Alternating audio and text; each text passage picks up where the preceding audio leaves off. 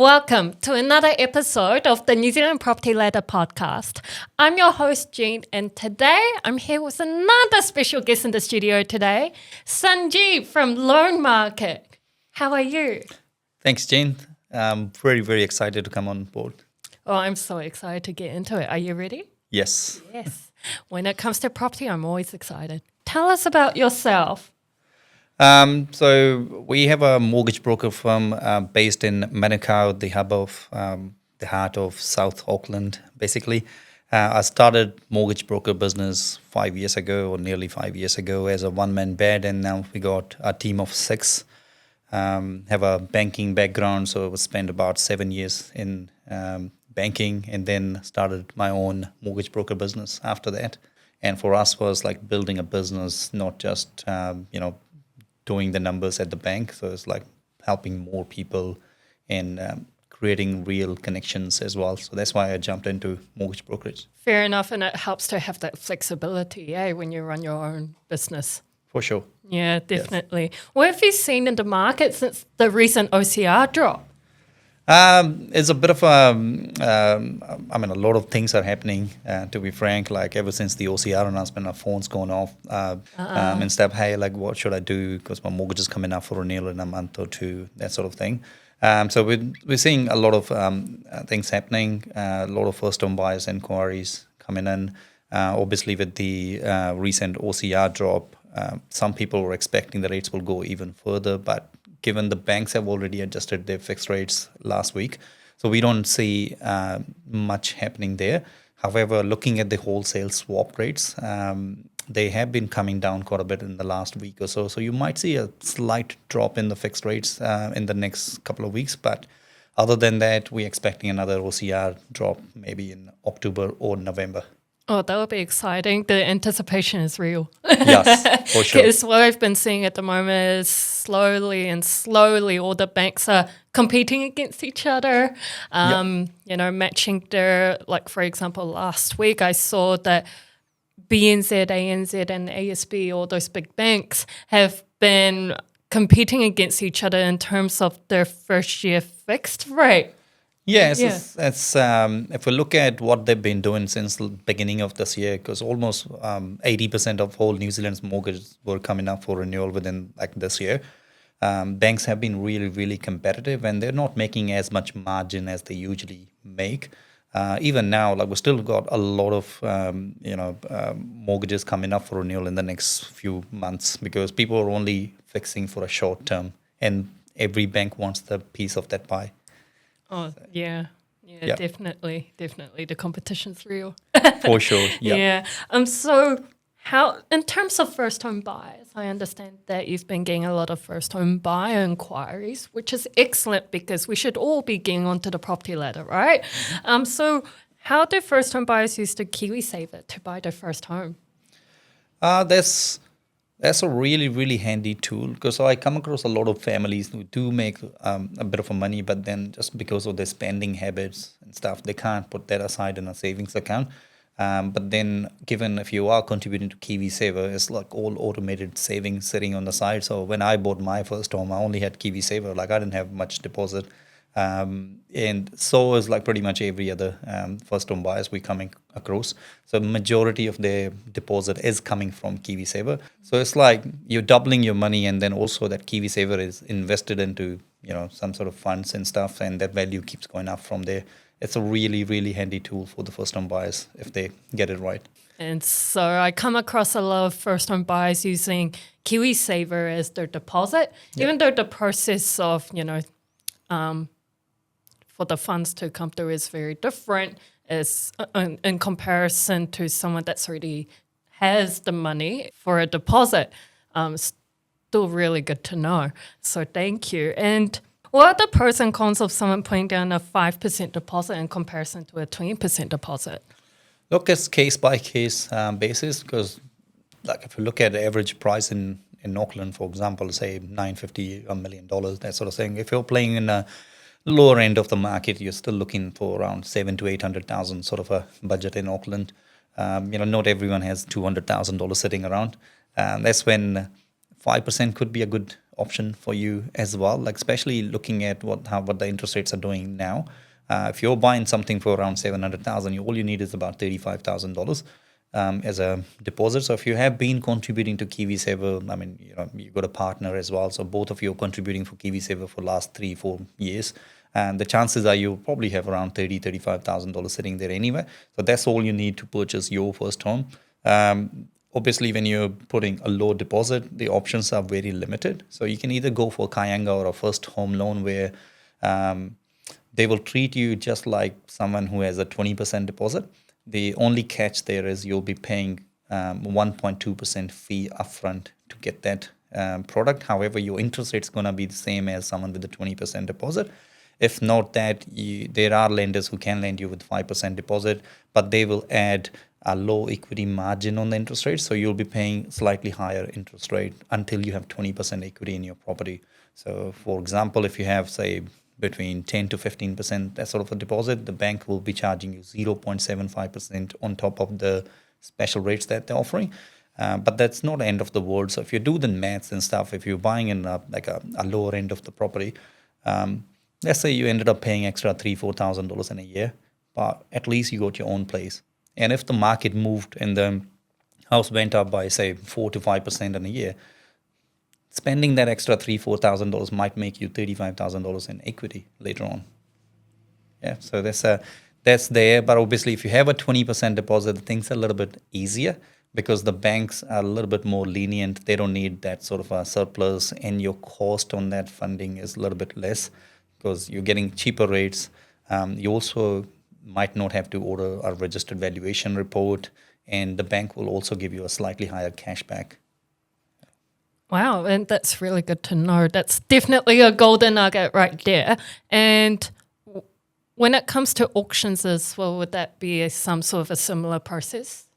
Pretty much. If you have a 20% deposit, then things are a little bit easier. The bank will just have a look on the security. They give you a max number. Hey, this is what we see you should be bidding up to. And you possibly can bid on it, but when you have a less than 20% deposit, the bank will require a registered valuation report. Cost to that could be $1,000 or a little bit more as well in some cases.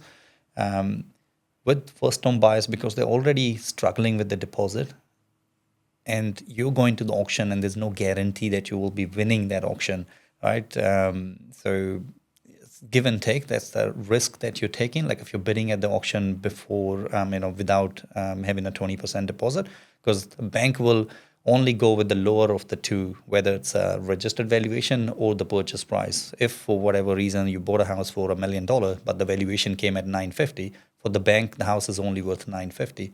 And now you're stuck between a rock and a hard place. Oh, fair enough. That's totally understandable. And buying a house is, one of the biggest investments and purchases that you'll make in your entire life. And what would you say from your experience if a first-time buyer has a 5% deposit and they want to bid at auction, what advice would you give them? Again, it depends on how much trust you put in a real estate agent that's helping you to purchase that property. We can basically look at those houses because we do have access to things like Totality, which is it used to be CoreLogic or Velocity. These are the systems the banks use or the valuers use to see what the similar houses sold for recently. So we can give you a bit of an indication, but like again, taking a massive risk. It's not just about the valuation of that property. What if a valuer goes to the property and they find something unconsented? And if they declare that on the registered valuation, now you will have issues with getting an insurance on the property as well. So if you're not getting full insurance, the bank won't accept that property. So we're not anti-auctions. Like I love going to auctions. Like, all the properties that we have bought so far is all on auction, and majority of our clients buy at auction. But there is a step-by-step process. Like if you are really keen and you're 100% sure, or your real estate agent is helping you and they're giving you a good indication that you got the best chance of getting that property, then in that case, I will highly recommend getting the registered valuation upfront so that there's no surprise later on. No, fair enough. And from a real estate agent's point of view as well, auctions are great because all the properties that get auctioned off, normally are very attractive properties. Yeah, Yeah. and we do come across some properties where there is a little bit of unconsented work. Like I've just done a loan for someone like yesterday. They were buying a property in South Auckland where the carport was not on a flats plan, and also there was like a small sunroom on the property which was not consented. So we went to one of the banks, and this is Kayanga or our first home loan with 5% deposit, right? So they were like, "Hey, look, we don't want to take any chance. This is not the property that we should be, taking on board." But what we have done is we have gone to an insurance company upfront. Say, "Hey, look, this is what we're buying. Would you be able to give us full insurance without any exclusions?" So then the insurance company came back and said, "Yep, we don't see much risk there. We're happy to insure the property without any exclusions." So if that happens, then the bank has no way to say no. So they will take that security because they're covered anyway with the insurance. So it can happen. And insurance either makes or breaks the deal from what I've seen is from the Yes. deals.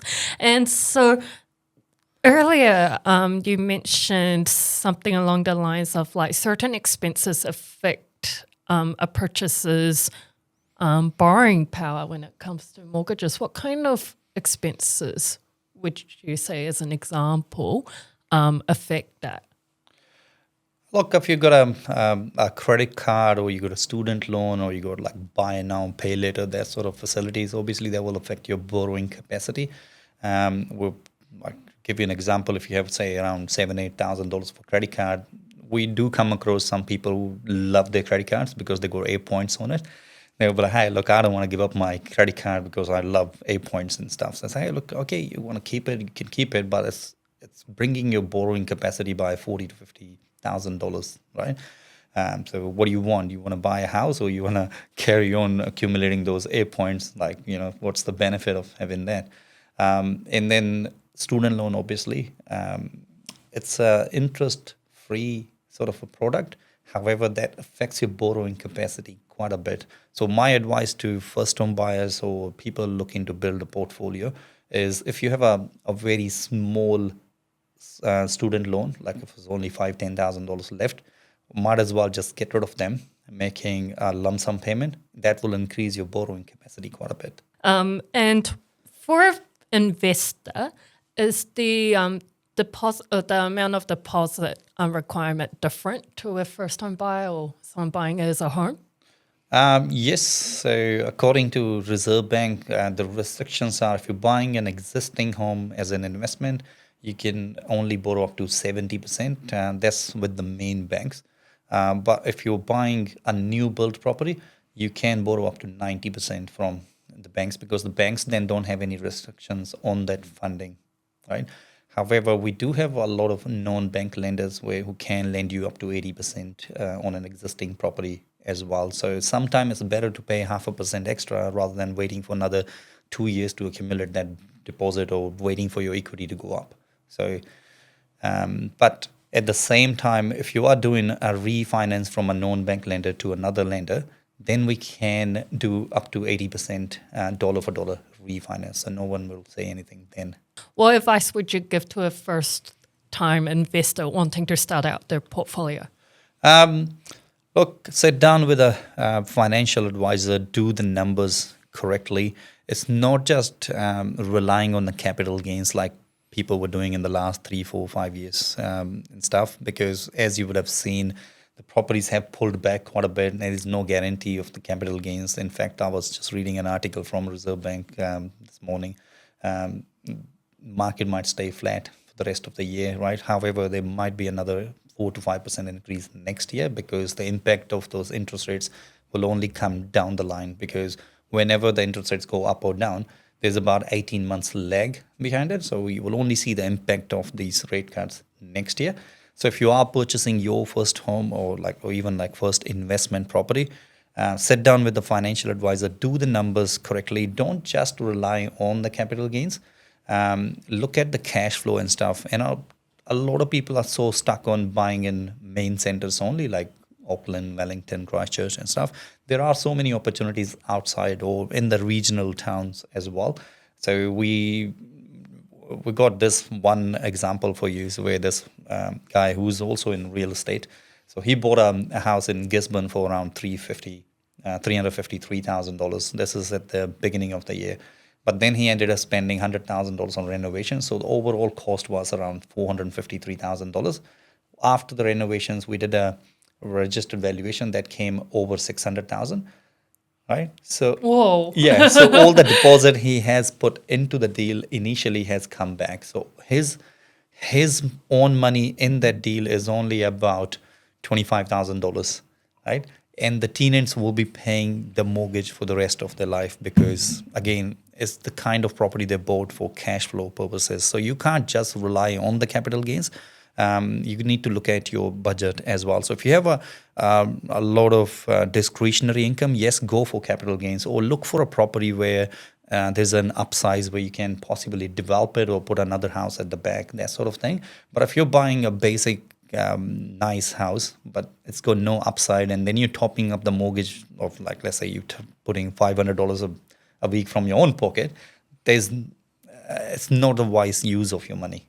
I'm really glad you said that because there's been some, I feel like, in the marketplace, especially for a first-time investor or even for a first-time buyer, it feels like buying a property in general is out of reach. And so hearing that is very inspiring to any first-time investor or a first-time buyer as well. Yeah. I mean, especially in this market at the moment, there are so many opportunities out there. So if you're living in Remuera, you don't have to buy an investment property in Remuera, right? So there are properties down in South Auckland. You can go to Pukekoi, you can go to Manurewa, you can either go like in the regional towns, like you go to Rotorua, Hawke's Bay, wherever, right? There are properties around 400, 500, 700, that sort of a range, which might have a very big upside to it. Like people are buying in Rotorua, for example, big 700-800 square meter section where you keep the existing house as is, but then put another relocatable at the back. Now, all of a sudden, your rental income is double, right? And then you're also increasing the value of that property as well. So look at something outside of box rather than just following what your mate down the road did. So don't repeat that mistake your other guys have done. Look for cash flow and capital gains in a right way. It's very interesting you point out because I've been looking on TradeMe on a regular basis, just seeing what's available on the market and as an investment. And in South Auckland, especially Manurewa, Manukau, Papatoetoe, those kind of suburbs, they have like 700 square meters of land, and for the price of what, like $900,000, even in Papakura as well. Yeah. Because central Auckland suburbs like Epsom, Remuera, they tend to be double, triple the price of that. For sure, yeah, because people think like, hey, look, if they're buying a big piece of land, that the story behind that is, are we going to do a development on it? How are you going to do the development, right? Can you afford the development or not?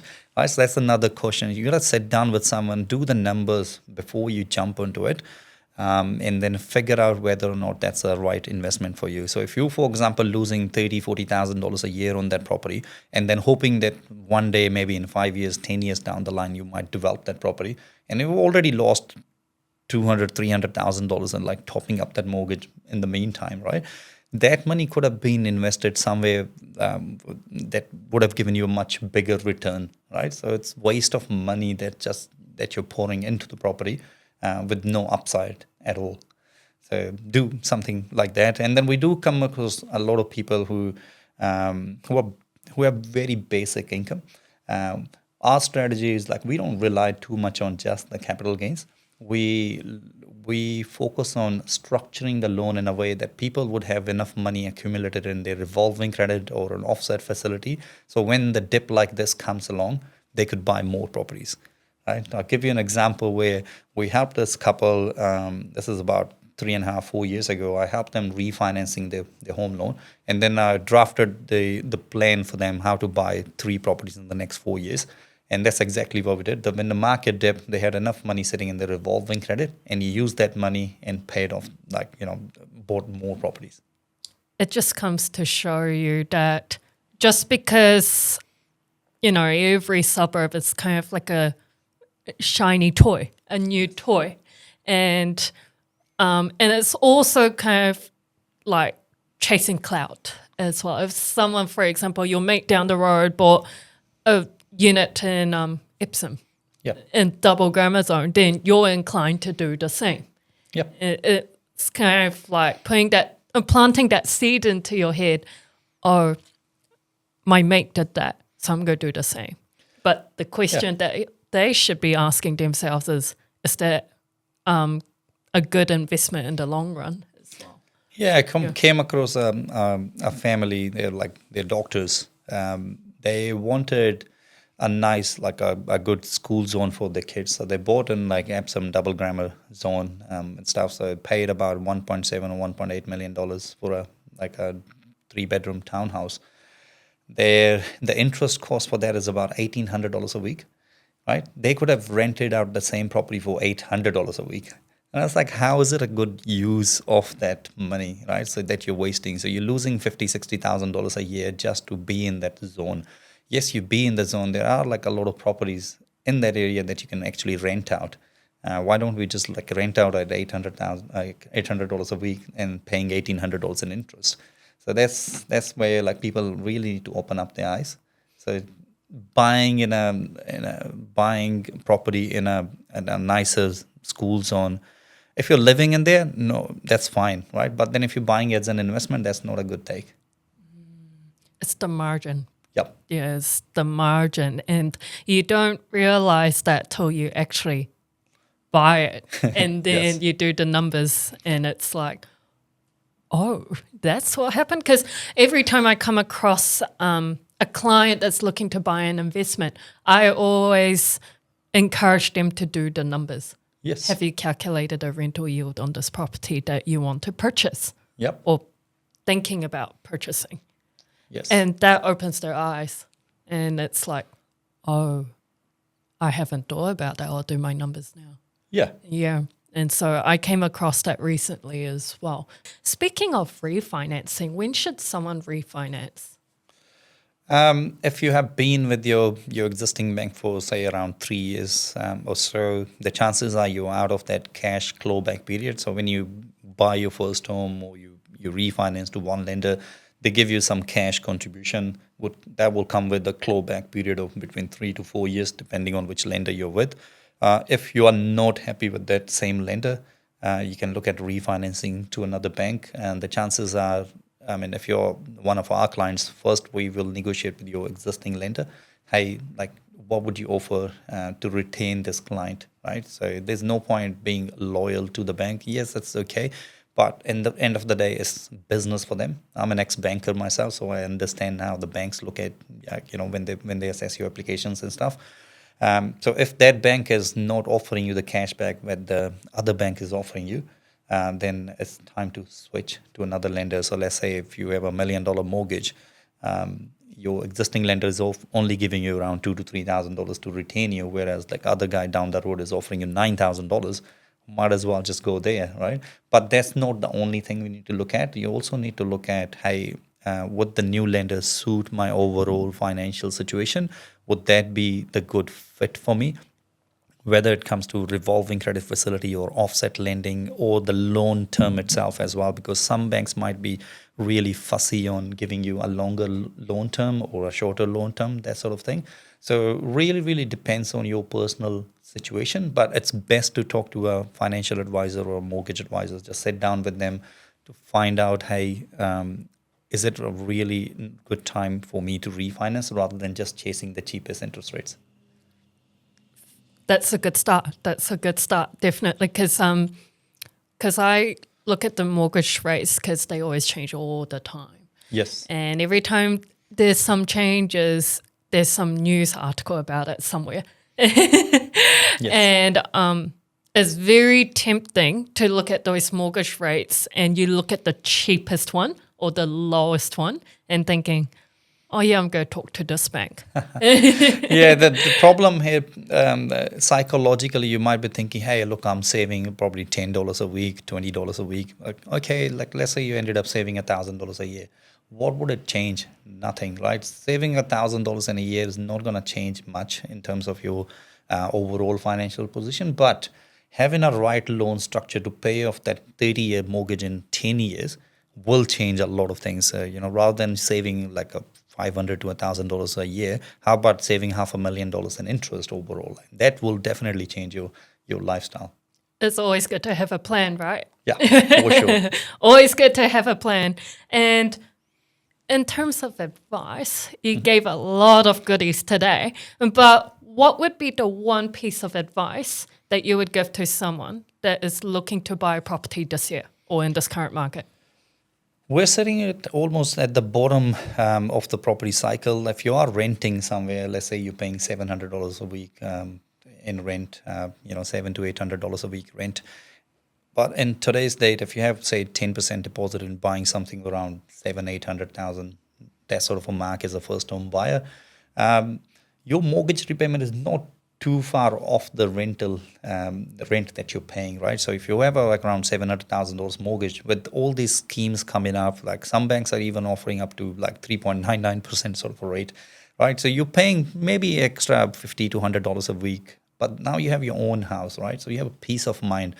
The one advice I'll give to first home buyers is don't take your house as a ATM machine, right? So don't expect, hey, look, it's gonna go up, I'm gonna do this and that, open a business and whatnot. Yes, you will down the line, but you can't just rely on that as an ATM machine and cash out on that, because that might not happen, or it will take some time to go up to that level. But get onto the property ladder as soon as you can. Best time to buy the property, obviously some people will say yesterday, but now is also a really, really good time, like if you can.